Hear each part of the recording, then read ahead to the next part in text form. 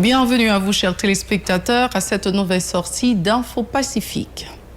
Des individus armés ont kidnappé le 21 décembre un adolescent américain de 11 ans à Dame-Marie, dont la grandance après avoir fait irruption au domicile familial. Les ravisseurs auraient réclamé 200 000 $ américains en échange de sa libération.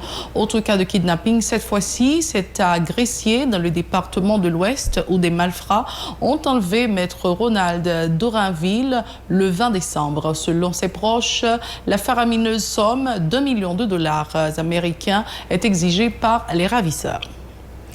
La plateforme des organisations des femmes haïtiennes pour le développement et ONU Femmes ont clôturé mardi à Pétionville un forum de 2 jours en vue de la promotion de la paix.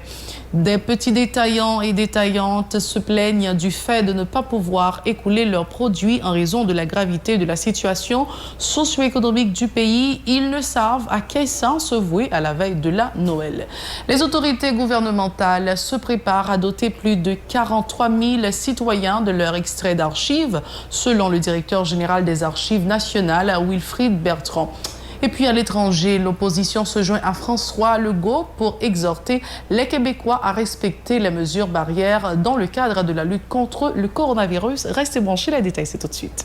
Si vous jugez que cette vidéo est intéressante, n'hésitez pas à liker et partager la vidéo. Et surtout, n'oubliez pas de vous abonner à cette chaîne et activer la cloche de notification pour ne pas louper aucune de nos vidéos. Merci d'être encore avec nous sur la télé Pacifique. Voici les détails du journal. Des individus armés ont fait irruption dans la nuit du 20 au 21 décembre au domicile du citoyen américain John McEnroe dans la 5e section de Dame-Marie dans le département de la Grandance. Les malfaiteurs qui ont bastonné M. McEnroe ont kidnappé son fils de 11 ans. Ils auraient demandé 200 000 $ américains en échange de sa libération. Sachez aussi que des malfrats ont enlevé le 20 décembre maître Ronald d'Orainville à Gressier dans le département de l'Ouest. Ils ont emporté le véhicule de la victime qui est membre du barreau de Jacmel dans le sud-est. Selon ses proches, la faramineuse somme d'1 million de $ américains est exigée par les ravisseurs. Il faut indiquer que des avocats ont gagné les rues de la capitale mardi pour protester contre la remontée de l'insécurité et condamner le kidnapping de leur collègue Ronald d'Orainville.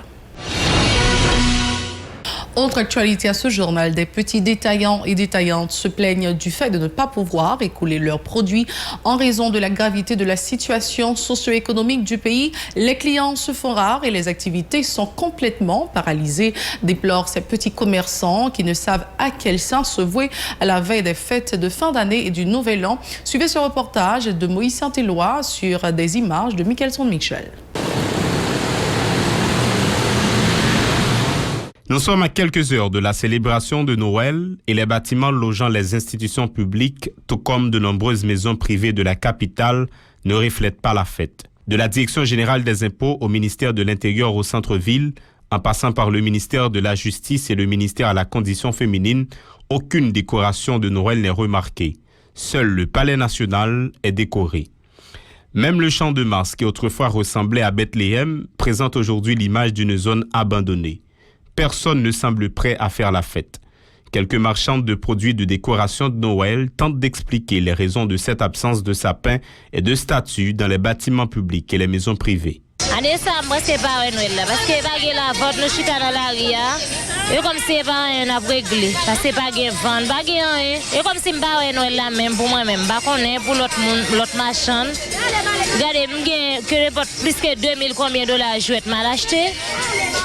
M'pas même qu'on vend pour 500 $ là-dedans. Presque Noël là presque fini. Presque pas Noël là moi pour moi même, pas contre pour l'autre marchand. M'quitte yo pour l'autre année toujours comme ça. Ni ba lumière ça aussi au pas vendre tout était là pour l'autre année. Pas de Noël cette année et les problèmes ne sont pas uniquement d'ordre économique, disent-elles. Outre l'appréciation du dollar américain face à la monnaie nationale, les petites bourses estiment que la recrudescence de l'insécurité affecte grandement le marché, empêchant les citoyens de la zone métropolitaine de circuler normalement. Je regarde Haïti là, comprendre tant pas propice pour tout le monde venir à ça. Donc, par contre, s'il est en route, s'il est bloqué, est-ce qu'il va venir ou bien est-ce qu'il ne va pas venir du tout? Parce qu'il va venir dimanche moi-même. Pour moi-même, il n'y a pas de Noël. So, nous sommes gens inquiétés pour nous vaquer d'activité. Nous, c'est à cause de ça que ça ne dit pas de Noël pour moi. Moi, je fais encourir parce que faut que moi rentre la caille. Moi, la rue en bouleverse, on est obligé. À bien observer la réalité, on peut admettre que cette fin d'année prouve que l'année 2020 a été réellement difficile. L'envie et les moyens de fêter font grandement défaut à la population. 2020 s'en va, mais les voyants ne laissent présager rien de bon pour la nouvelle année. La crise sanitaire demeure. Sur le plan sociopolitique, la situation du pays reste délétère. Au regard des incertitudes qui planent sur 2021, peut-on s'attendre à cette même image pour la prochaine Noël ou doit-on plutôt espérer des actions concrètes des autorités pour changer la donne? En tout cas, chaque citoyen et citoyenne serait heureux de voir de meilleurs jours pour les prochaines fêtes de Noël. La plateforme des organisations des femmes haïtiennes pour le développement et ONU Femmes ont clôturé mardi à Pétionville un forum de 2 jours en vue de la promotion de la paix.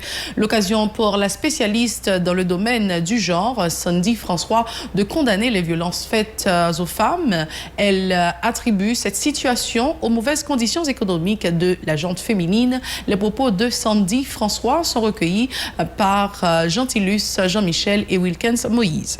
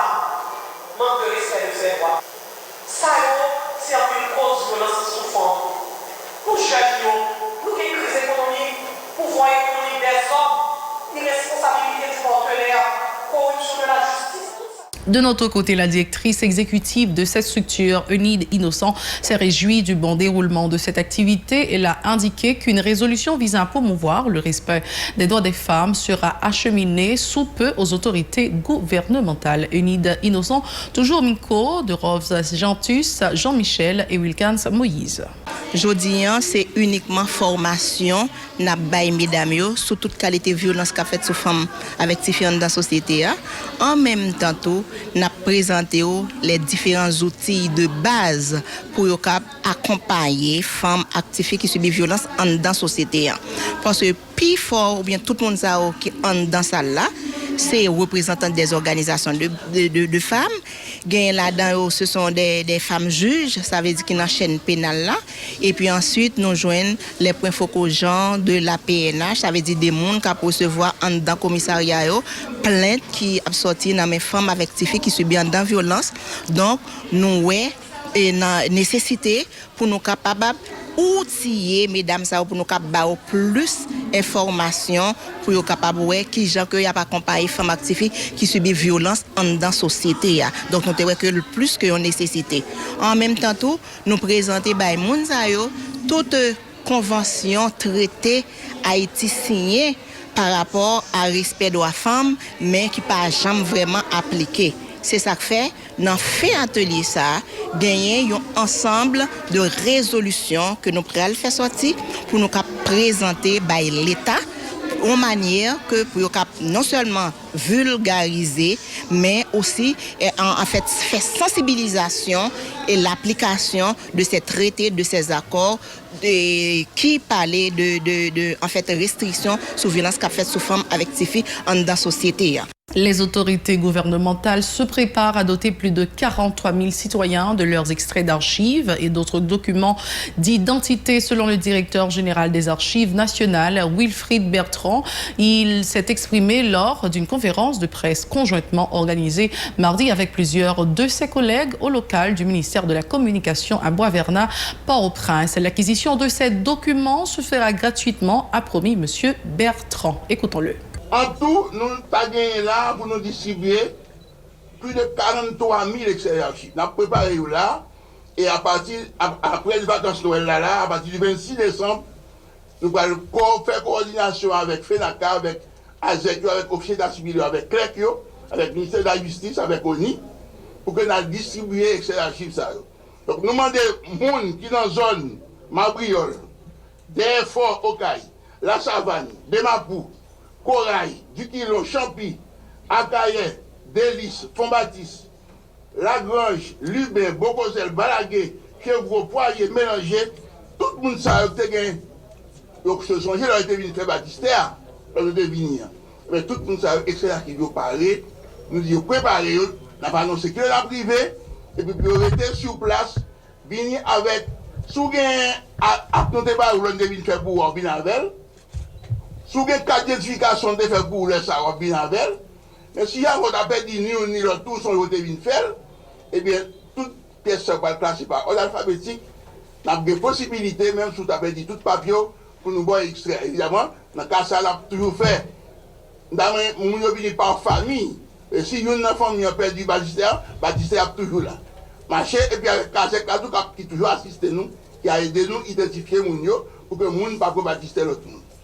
Présente à cette activité, le ministre de la Justice et de la Sécurité publique, Rockefeller Vincent, a indiqué avoir reçu plusieurs doléances concernant notamment des officiers d'état civil qui réclament de l'argent des justiciables lors de l'enregistrement des actes de naissance. Il exhorte les chefs de parquet des 18 juridictions du pays à diligenter une enquête autour de telles pratiques. Maître Rockefeller Vincent, au micro de Wesley Bernard, Jean-Baptiste. L'état civil le déclare qui exigerait de l'argent aux comparants avant d'enregistrer les déclarations de naissance. Par voie de conséquence, j'ai enjoint par voie de circulaire les commissaires du gouvernement d'enquêter urgemment sur la véracité et le fondement de ces allégations et de me faire parvenir un rapport circonstancié sur cette question avec des éléments de preuve à l'appui afin de pouvoir sévir le cas échéant à la dernière rigueur, contre tout officier ou clerc qui serait impliqué et ou se serait fait complice de telles exactions contre la population. Je le dis haut et fort, je ne tolère aucun cas de corruption. D'ailleurs, pour les cas dûment documentés, des officiers et clercs ont été blâmés et sanctionnés. Certains autres ont été purement et simplement révoqués, comme c'est le cas pour l'officier d'état civil de Bénin. Je demande aux presses nationales de nous fournir encore plus de formulaires et de registres. Je renouvelle ma demande au Premier ministre de nous aider pour payer les 572 clercs supplémentaires et en tant que ministre de tutelle de l'ONI, de redoubler d'efforts sur le terrain en vue de livrer les cartes déjà réalisées aux citoyens pour leur permettre d'entrer en possession de la dite carte. Merci.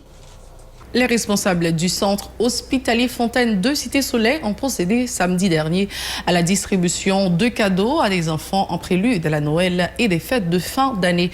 L'occasion pour le fondateur de l'institution, Jose Ulysse, d'indiquer que de nouveaux services seront offerts aux patients et appelle au support de tout un chacun afin de permettre à ce centre hospitalier de mieux s'acquitter de sa mission. Nous sommes maintenant à l'étranger. Les chefs des 3 partis d'opposition à l'Assemblée nationale unissent leur voix à celle du Premier ministre François Legault pour exhorter les Québécois au respect des consignes sanitaires afin d'éviter une flambée de Covid-19 pendant le congé des fêtes. Accompagné de Dominique Anglade, chef du Parti libéral, de Manon Massé, chef de Québec solidaire et de Paul Saint-Pierre, Plamondon, chef du Parti québécois, le Premier ministre Legault et ses collègues ont tenu à rappeler d'une même voix aux Québécois combien la situation est critique au Québec en raison de la saturation des capacités hospitalières et de l'épuisement du personnel de la santé à l'approche des fêtes. Mardi, la santé publique a enregistré un sommet de 2183 nouveaux cas de COVID-19 et 28 décès supplémentaires dans la province.